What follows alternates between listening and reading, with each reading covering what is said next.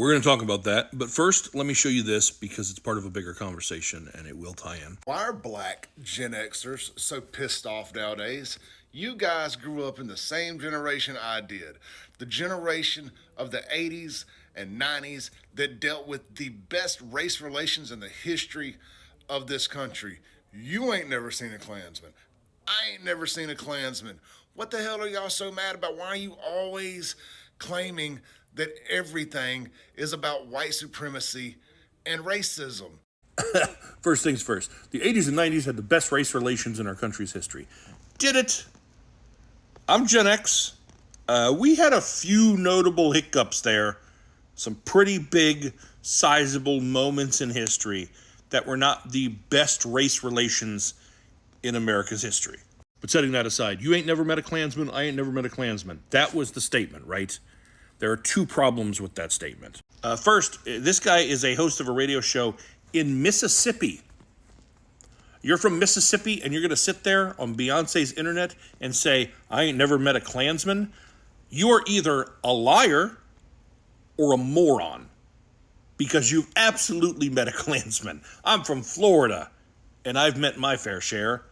But the real problem with that statement is it implies that unless there's a pointy hat and a white sheet involved, they're not that bad. Racism doesn't need a uniform. Racism is alive and well, and in some places, it's very comfortable to show its face in public, which leads us back to how we started, with a video from Mississippi, from the campus of Ole Miss. There are students there who are protesting what's happening in Gaza, and then counter-protesters showed up, and not just people who wanted to be pro-Israel, but a bunch of white frat boys, as it appears to be, who decided to make it about whatever the fuck they wanted to make it about, turning it into a Trump rally.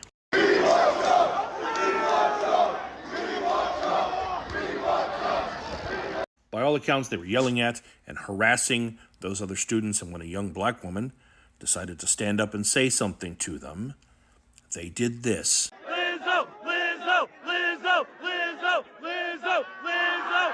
Fuck you, fat ass. Fuck you. And fuck you, bitch.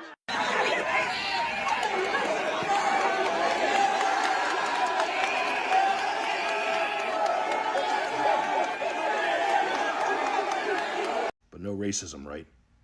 This guy, in her face, doing monkey noises and dancing around. This guy. And when people figured out who he was, he started doubling down, making posts like this on Twitter and posts like this on Twitter. And if we're being real, he didn't wake up yesterday and get caught up with a bunch of other fellas and get lost in the moment. And he's really a good boy who doesn't do this kind of stuff. No, he's kind of been a loud piece of shit for a while. This was last year. Hey, JP, I'm sorry that I didn't notice you before, bud, but you're getting your attention now. He's proud of himself and his behavior until people started finding stuff like this. I blocked that out because that's just a photographer who took the photos, and they don't deserve hate for someone they were just hired to take pictures of. But I'm guessing when people started finding stuff like this, they found connections that led back to his family. And I'm going to guess there were some come to Jesus conversations because his Instagram is gone. That Twitter has been wiped, but that bell's already been rung. I mean, mommy and daddy paid for a very nice photo shoot.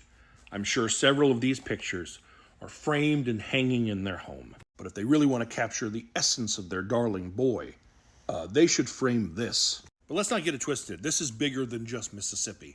This here is Mike Collins. He represents the 10th District in Georgia. Well, while everyone else saw that video and was disgusted, he saw it, shared it, and wrote, "Old Miss taking care of business." Just in case there's any question, it is the video where he's making the monkey sounds at a young black woman. And this representative from the 10th District of Georgia thinks that's taking care of business.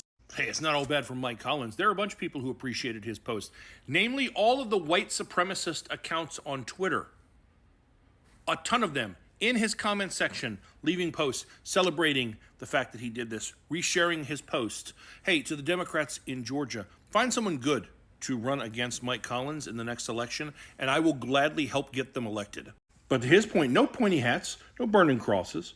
But those people wore bed sheets because they were afraid to show their face. Yet somehow in 2024, we've gotten to a place where they're not.